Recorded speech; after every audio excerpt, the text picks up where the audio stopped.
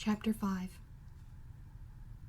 Within a short walk of Longbourn lived a family with whom the Bennets were particularly intimate. Sir William Lucas had been formerly in trade in Meryton, where he had made a tolerable fortune and risen to the honour of knighthood by an address to the king during his mayoralty. The distinction had perhaps been felt too strongly.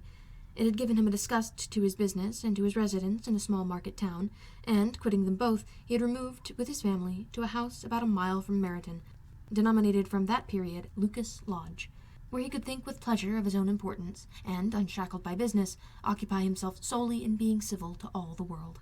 For though elated by his rank, it did not render him supercilious. On the contrary, he was all attention to everybody.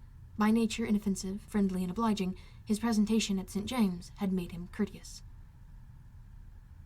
Lady Lucas was a very good kind of woman, not too clever to be a valuable neighbour to Mrs. Bennet.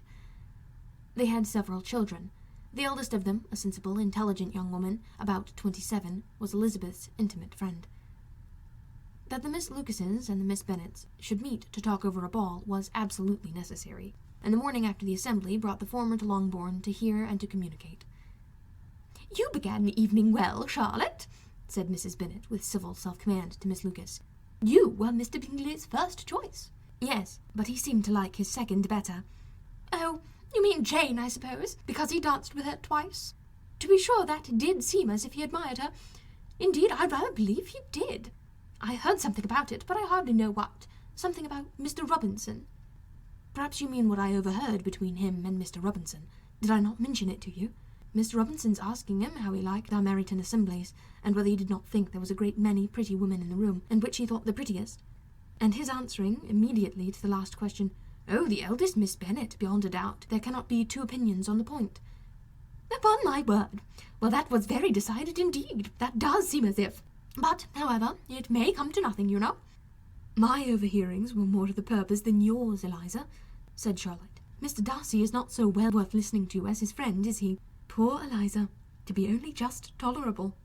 "I beg you will not put it into Lizzie's head to be vexed by his ill-treatment, for he is such a disagreeable man that it would be quite a misfortune to be liked by him. Mrs. Long told me last night that he sat close to her for half an hour without once opening his lips." "Are you sure, ma'am? Is not there a little mistake?" said Jane. "I certainly saw Mr. Darcy speaking to her." "Aye, because she asked him how he liked Netherfield, and he could not help answering her. But she said he seemed very angry at being spoke to." "Miss Bingley told me," said Jane, "that he never speaks much unless among his intimate acquaintance. With them he is remarkably agreeable." "I do not believe a word of it, my dear. If he had been so very agreeable, he would have talked to Mrs. Long. But I can guess how it was. Everybody says that he is ate up with pride, and I dare say he heard somehow that Mrs. Long does not keep a carriage, and had come to the ball in a hack chaise." "I do not mind his not talking to Mrs. Long," said Miss Lucas, "but I wish he had danced with Eliza." "Another time, Lizzie," said her mother, "I would not dance with him, if I were you."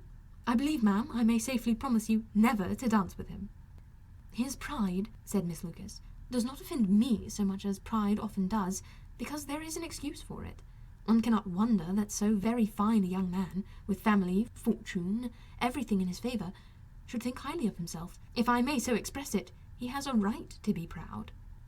"That is very true," replied Elizabeth, "and I could easily forgive his pride if he had not mortified mine." "Pride," observed Mary, who piqued herself on the solidity of her reflections, "is a very common failing, I believe. By all I have ever read, I am convinced that it is very common indeed, that human nature is particularly prone to it, and that there are very few of us who do not cherish a feeling of self-complacency on the score of some quality or other, real or imaginary. Vanity and pride are different things, though the words are often used synonymously. A person may be proud without being vain. Pride relates more to our opinions of ourselves. Vanity is what we would have others think of us." "If I were as rich as Mr. Darcy," cried a young Lucas who came with his sisters, "I should not care how proud I was. I would keep a pack of foxhounds and drink a bottle of wine every day." "Then you would drink a great deal more than you ought," said Mrs. Bennet, "and if I were to see you at it, I should take away your bottle directly." The boy protested that she should not. She continued to declare that she would, and the argument ended only with the visit.